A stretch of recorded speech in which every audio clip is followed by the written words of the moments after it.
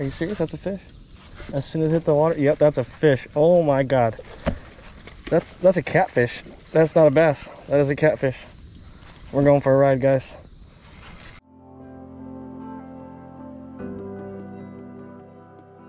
Good morning, everybody. As you can see, we are not in Dallas today. We are in the middle of nowhere, basically, in a town called Nacogdoches.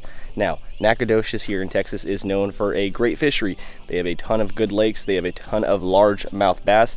And today's main focus is to get out here, have some fun, try to catch some fish on our kayak, and try to show you guys how to catch more fish on your kayak on lakes like this. So we're out here with our Pop and Pond buddies. I got James and Wah already out there somewhere in that log forest, kind of fishing around. And today we're kind of doing a competition amongst friends. We're gonna see who can catch the biggest fish. Everybody's kind of throwing their own baits. James got his big stuff, Wah's got his more conventional stuff, and me, I got the basics, the jigs and the frogs. We'll talk more about that stuff when we get out there on the water though. But today's main focus, what's up kitty, rub my leg? But today's main focus is to just try to get out here and catch as many fish as we can, catch the biggest fish if we can, and try to show you guys how to catch more fish on lakes like this. So without further ado, guys, y'all know the name of the game. I'm gonna grab the other cameras and we're gonna get out there on the water. Let's get after it. Oh my God, why is this thing so heavy? Try to get through this intense terrain out here, man. And one thing I will say about this place, scarier than any other place I've fished, because when you come across structure like this, you think it's going to be all fun and games until you get right up to it. There's a freaking hornet's nest on it. We're going to pedal on down to this little tree cove right here. If you guys can look around us, I mean, this place is absolutely surrounded by trees and vertical structure. So early morning, guys, when I'm out on lakes like this, typically what I like to do, start with top water. You just have a lot of calmness, and these fish a lot of times are still stacked up on these edges. So you give them an opportunity to wake up with a nice meal. A lot of noise, a lot of vibration in the water. As you can see, this water's pretty brown, pretty dirty. So having a top water bait like a buzz bait allows us to drive those fish up. Look up what's making that noise and see if there's anything on the top water frog. Oh my goodness, this water is hot, hot, hot. I mean, I'm thinking yesterday we got in and we did a little bit of evening fishing, pre-fish. It wasn't recording at all. Water temperatures were 97 degrees, and I would say that right now they probably feel somewhere in the 90s. I personally like to try to hit those veg lines and come off the vegetation. Creates a little bit more of a natural vibe, natural movement. I'll look for the structure and try to get it as close to the structure as I can and come off or out of the structure. Or similar to how these frogs would if this was, you know, an actual area that they might be hanging out in. Hit that veg line, I'll just pause it like that. Give it a few taps. Nothing, we'll keep it moving then. There's a big old wasp hive right there. These are the things that I'm talking about. Oh my goodness, I just got way too close to that thing. And then you'll be running through the ground right here. We got logs everywhere in the ground. You can barely see them, like right there. You get hung up on something like that, you can flip your kayak easily. You know, I was just stuck on that one right there.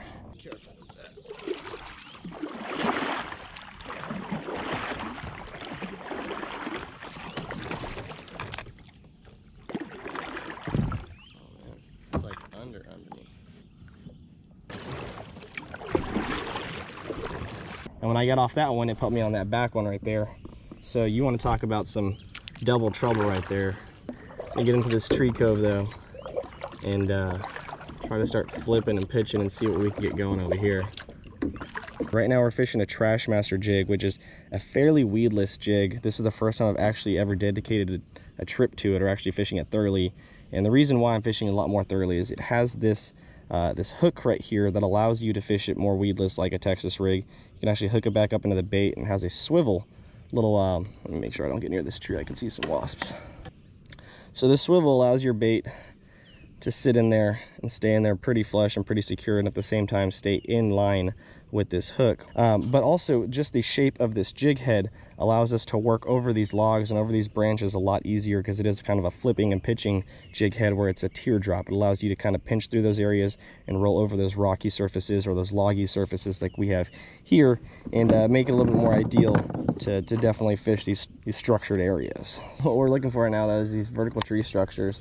You know, we'll give it a flip in there and see if there's anything. I usually just let that line fall all the way down the bottom. If I don't feel anything hit it by then, bring it right back out onto the next spot. And you're just gonna flip these stumps. Pretty simple, pretty easy. And honestly, what I try to look for is patches.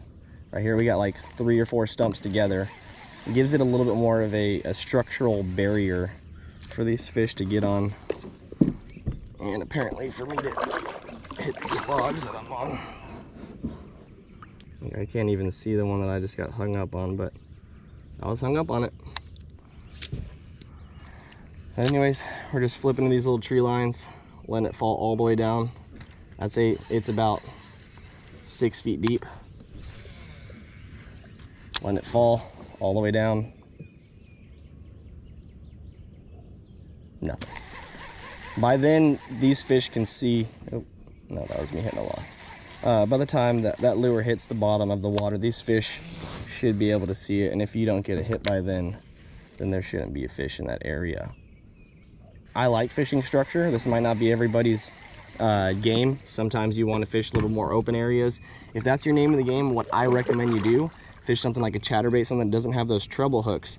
Get in open areas like this where you can throw these lines. This is a little bit harder to fish the chatterbaits, but when you get back behind us, you get some nice lines. You can sit in an area like this, throw, you know, 1, 2, 3, 4, and then move down to your next section. 1, 2, 3, 4, kind of fan cast it. Find your areas where these fish could possibly be hugged up. And honestly, when you have a chatterbait, it usually drives them in a lot more than a jig would. That vibration and that loud thumping in and out of this timber. But I like to get a little bit more personal, get up in these guys' areas, flip, and try to find those big boys hugged up in their beds or hugged up in their natural little domains.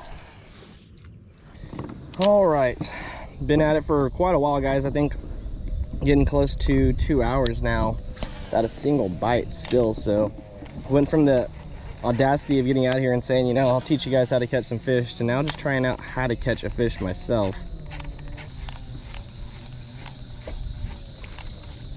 Oh my god, I wasn't even looking. I was looking at the guy in front of me. Oh, I got a fish. I got a fish. I got a fish. Oh, and I lost the fish. What was I doing?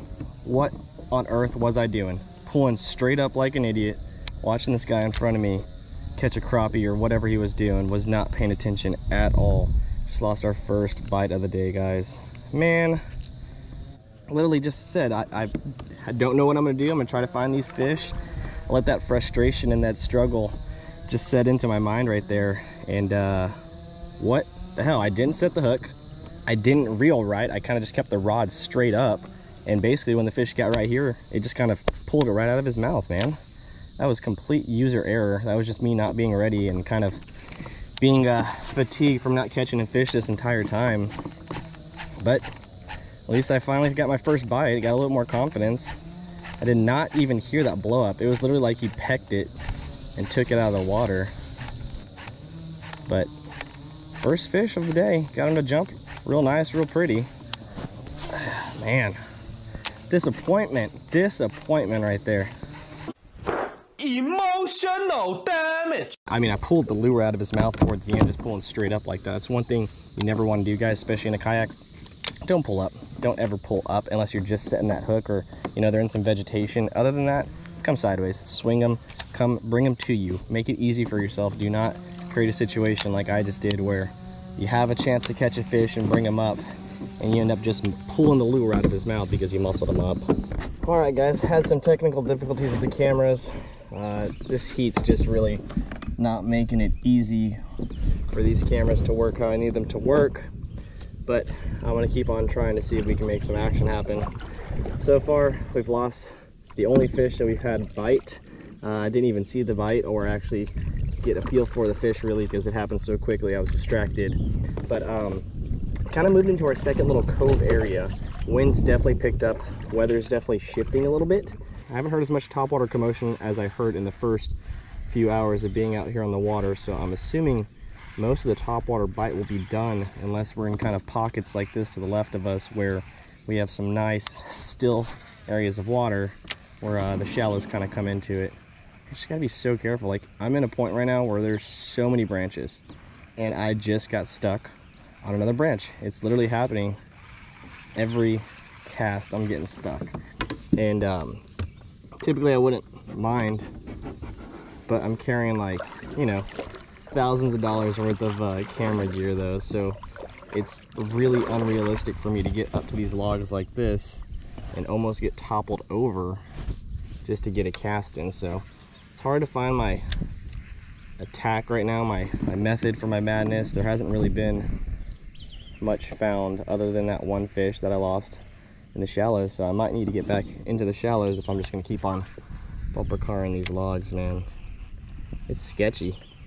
The crazy thing is too, is like this water's so stained, so I can't see anything into it, and on top of that, it's deep. Like, I think right here we're somewhere in like 10 feet and deeper, which when you're this close to the edge is pretty sketchy. There we go. That's fish. That's fish. And my thing's not ready. He went under the log. He went under the log. Back over the log. Back over the log. That's a good bass. That's a good bass. Get him in the boat. Get him in the boat. Come on. Come on, Ryan. Let's go, guys. Let's freaking go. Woo! Took a minute. It took a minute. It took a hot minute, guys. There we go, though. First fish of the day. I would say he's got to be a solid 1.5 pounds at least, maybe almost 2 pounds. Let's get a quick weight on him. Underspin right over here to the slog. Didn't even take a second. He hit that thing. It was done. So we're rocking right now. Just a simple little underspin, little willow blade. Let's get a weight on this guy real quick. Since today we're looking for our biggest fish, I'm gonna try to measure, or at least get a weight, not measure, every single fish we get out of this body of water. Here we go. Zero it out. Perfect time to get stuck on a log too. Just complaining about that. Now it's working to my advantage. All right, let go of my hand. Here we go, zeroed out. We are at 2.64. 2.64 is our first fish on the boat of the day. Put that away. Just want to talk about these fish real quick here, guys. Look how dark they are. Dark, pretty, and long fish. These are some of the longest fish I've ever actually caught in my entire life. Yesterday, the 2 fish that I did actually land to seemed to be huge as far as length goes. I mean, you're talking, this could be at least 18 inches. Let me get a real quick measurement on that too. I just want to see what they look like. But you're getting fish, long fish. And in my mind, when you catch long fish, that's great for kayak fishermen like myself, because that's how the tournaments really roll. But long fish usually equal big fish when it all comes down to it. Let me get a basic measurement. So from his lip to the tail turn in, it looks about 17 inches. It's hard to tell, to be exact. So long fish for 2 pounds, man. That's definitely some tournament fish. That's what you want. Let this guy go though. I got my glove. There you go. See you later, buddy. That nasty brown water. First time I caught a fish on this setup, man, I was not ready. This reel seat, yeah, I hear that. It was not cranked down enough. Drag was coming out like crazy too. Look at that, drag is just straight open. There we go. That guy chomped that thing, man.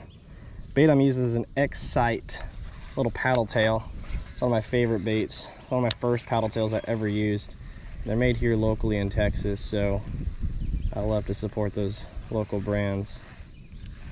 Has some great action, just a basic scent, nothing too crazy, but the way it moves and the way it just looks, like, that thing looks beautiful. And the glitter in it, here, I'll put it in the water so you guys can see kind of how it looks in the water. Like, it pops, it stands out in that sun in this cloudy water. You have to have something with a little bit of glitter, it seems like.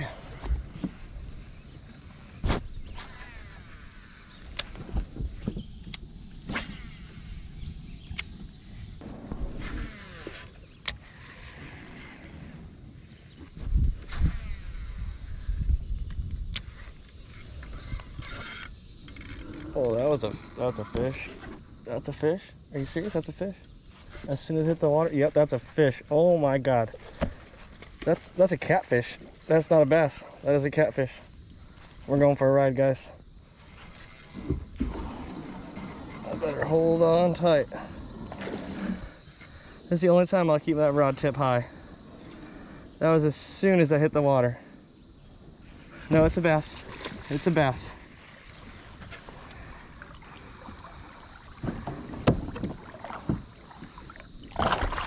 Yes. Look at that. Another. Good boy, man. It's as soon as these things are hitting the water, lets me know one thing. These fish are on top of the water. Yeah, look at this thing. He's covered in parasites. That is crazy. There's all these parasites on top of this fish's head and body. If you look right here, that's wild. I've never actually seen anything like this. It's pretty gross if you ask me, but look at that. Another good, long, healthy fish. I want to say this one, again, in that same exact range, maybe a little bit over. I'm trying to be careful with the hook because it's getting pretty close to his eye. Last thing I want him to do is lose an eye. So I get this out real quick. Just get a quick weight on him, man. I thought that was a catfish. The way he was fighting and pulling, he never showed himself. Real quick weight. Got him at 302. What it's showing, 302. All right, guys, quick battery swap. I was trying to talk and then I realized there's no battery. This guy came out to 302. Show you guys this little makeshift contraption that I have right here. These pliers right here are a great way to be able to keep these fish in the water, continue to do what you can do, take pictures, change batteries, do anything like that. Get a nice size, a nice weight, and be able to not keep these fish out of the water the entire time. Thanks for your fun. Until next time, dude. Peace. Look at that. Just disappears right away, like about a foot into the water. That's how brown, nasty this stuff is. Got a fresh pearly on. Look at that. That shad nasty looks delicioso. I swear something's about to drop a tree behind me. Freaking eagle or something in this tree over here. I swear there's an eagle behind me. In this tree over here. That is insane. I've never seen bald eagles like that just up in my butt.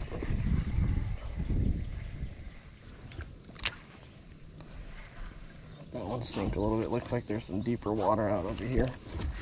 I can tell which areas are a little bit deeper because you get, there we go. You get more moving water. There we go. Like I said, deeper water. Dude, this fish is fighting like crazy. I know he's not as big as the other ones. He just got me hung up on a tree. Oh, I hope he don't get off. Smart fish. Smart fish. Smart fish. He got me hung up on a tree and I'm stuck on a tree. I don't think he's gonna be on there anymore. Yeah, he got off. Lost another one, man. Wasn't a big fish, but he was fighting like crazy.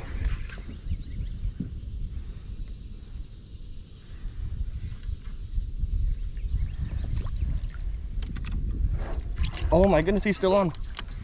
He is still on. He is still on. He is still on. Why is he fighting so crazy? There we go. I knew he wasn't very big, but geez, man, does this guy have some soul? There we go, man. Dink right out there in the open. Once again, on that underspin. And he is pushing 14.5 inches. That is technically, I believe that'd be tournament size. I think you have to have above 12 inches. So that would be a good fish for a tournament. Let's get a quick weight. I just want to weigh every single fish we catch today. Just get a good idea of the overall weight average of fish that we catch. And wow, that's impressive. 1.5 pounds. I don't know if you guys can see that with all that sun. 1.5 pounds though. Pretty impressive, to be honest. It's not expecting him to be that big, but just release him like that. See you later, buddy. Into the tee you go. So this corner's turned out to be the most productive corner I've fished so far since we've been here. And this bait has turned out to be the most productive bait that I've fished so far since we've been here. So definitely finding out some techniques for you guys and for myself. Continue to give me some confidence. I decided to let this bait sink down a little bit because if you notice, you get some more moving water over here. Moving water typically means deeper water. So I said, you know what, I'm gonna let it get down a little bit, see if I can get anything going. And sure enough, I mean, within a second of it sinking all the way down, I felt that pop, pop, pop, pop, pop. And it usually means a little guy. That's why I didn't go crazy, but oh man, now we're stuck. But yeah, now we're stuck over there. Hey, what's up, man? Hey, did you catch anything yet? I got 2 so far in this little shallow flat over here. Actually 3 now that I think about it, and then I lost 1 on a frog. I caught 6 today. Okay, that's not bad. Yeah, I got to this little point. I mean, as soon as I hit them with the underspin, as soon as it hits the water, they're popping, but... Yeah, that's what they were doing last time. It's just hit or miss right now. All right, see you in a bit. Later. All right, James been out here since 4 o'clock. It's 10 o'clock. He says he's got 6 fish in the bag. That is quite a long time on the water to only have 6 fish, though, I'll tell you that much. I got 3 on the boat, and I got 1 that we lost. So we definitely have some good potential to catch up and still get a big fish. I'm not sure who has the biggest fish yet today. We'll find out.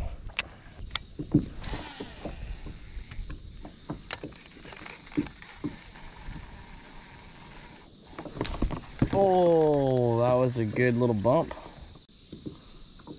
Yeah, I took the freaking butt end off of my trailer. Might have been like a warmouth or like a bluegill. I just want to feel and see if that was a tree branch or if there was an actual fish over here.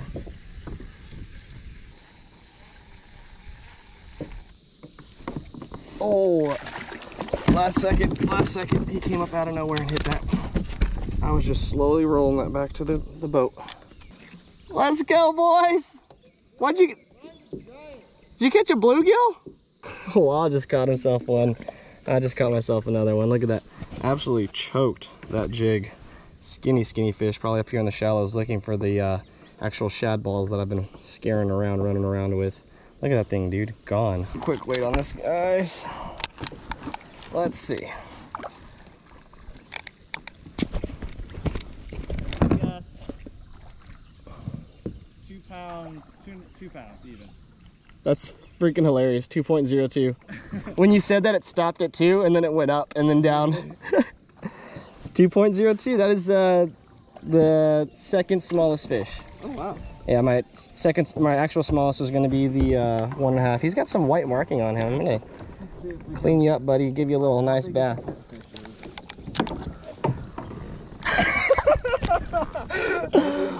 Cheers. Cheers. Dude, my fish could literally eat your fish in a heartbeat. I'm clamped on right here, so I'm not moving. But sweet. You want to take a picture of them together? Let's take a real quick picture, yeah. Since we're out here. Yeah. Which is like awesome. That's the first fish I've caught since this morning. Really? A little tiny one. I missed 16. Okay, whatever. I'll take it. Plus or minus. Yeah. See you, buddy. Is he dead? No. He's like, wait, am I still on those pliers? Hell yeah, I'm out. Free, boys.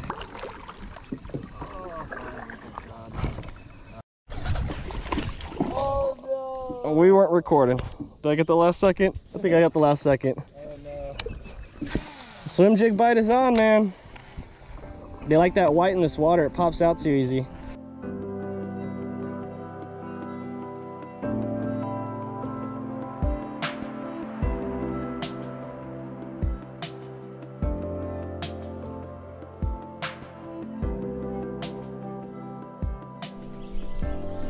Alright guys, we're officially calling it. Got out here and actually hammered down on some of these bass here at Lake Nacogdoches, and I did not get the biggest fish, but I got the second biggest fish, coming in at 3 pounds and some change. James ended up getting the biggest fish of the entire trip.